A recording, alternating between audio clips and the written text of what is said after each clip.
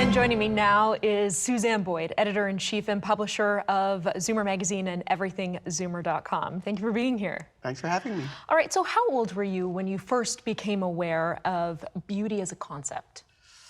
Oh my God, that's taking me way back to the Caribbean. So maybe I was living in Dominica and I realized there was such a thing as beauty queens.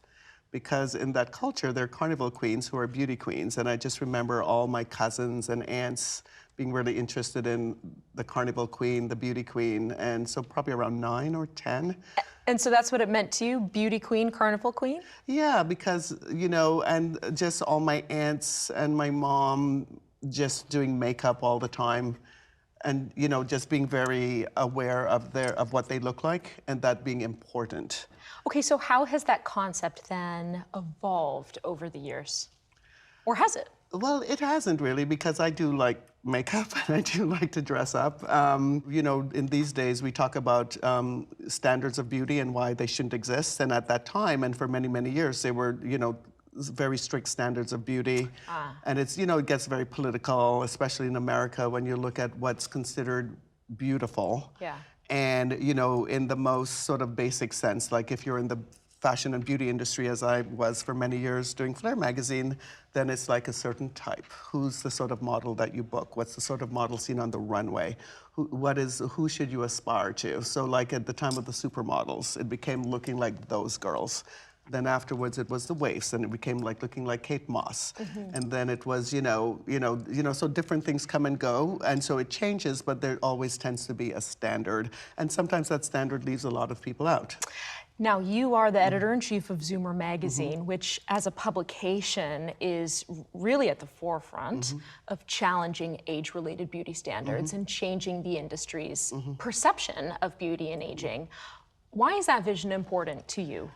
Well, it was really important to our founder, Moses, and you know, when he started headhunting me about Zoomer, and we talked about it for about 6 months, and part of the reason he wanted me to have that position was I had a fashion and beauty background, and that was a very strong pillar for him, because the fact when people get older, society tends to say you're invisible.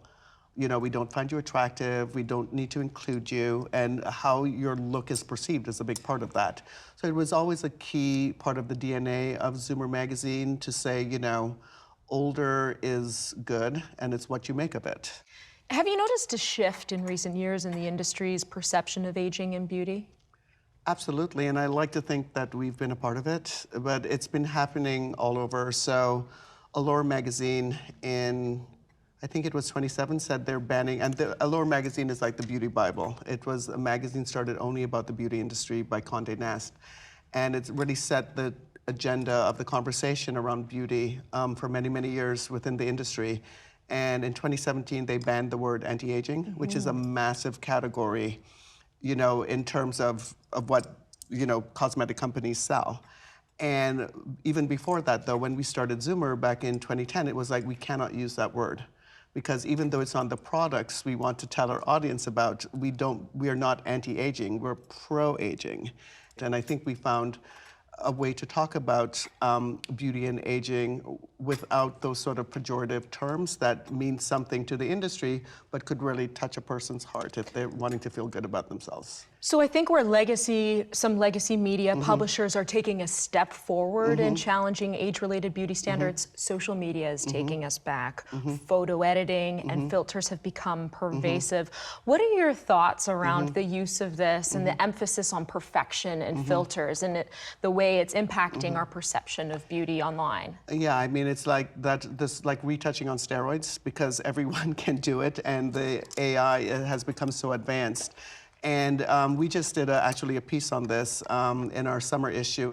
And it was really us just looking at all these much older women who actually, on their Instagram account, they actually look almost pubescent. It was just sort of, and it's just, and then all the comments are, you look amazing, or like, oh my God, I want to look like you when I grow up. And it's like, they do not look like that. And I think you can look at it as harmless fun. Because it is, you know, you have fun, you do like, you know, face, you know, people make their eyes bigger and do, you know, manipulate their image to look like, you know, anime characters and things like that. But at the same time, is it supposed to be real, and people thinking they can never live up to these standards? Yeah, because I think it's one thing to compare yourself to a supermodel, as has been the case historically. It is another to compare yourself to a more beautiful, enhanced version of yourself. Well, I say more beautiful loosely because a lot of people look at themselves using these filters and they'll say, I don't like the way that I look. And that's a whole other level of unattainable beauty. And you know, Hollywood leads the way, and you're right, people will expect a level of artifice from celebrity, but when it's having to confront yourself or your next door neighbor, or I can never look this way and I yearn to, then it becomes, I think, a bit of a happiness issue. So let's talk a little bit about the magazine. There's a new beauty and fashion hub that you guys are launching. Tell me a little bit about it. Oh, thanks for asking. So we're really excited about it. It's called the Zoomerist. And I like that, the Zoomerist. Oh, thank you. I like it too. And it has a brand new logo.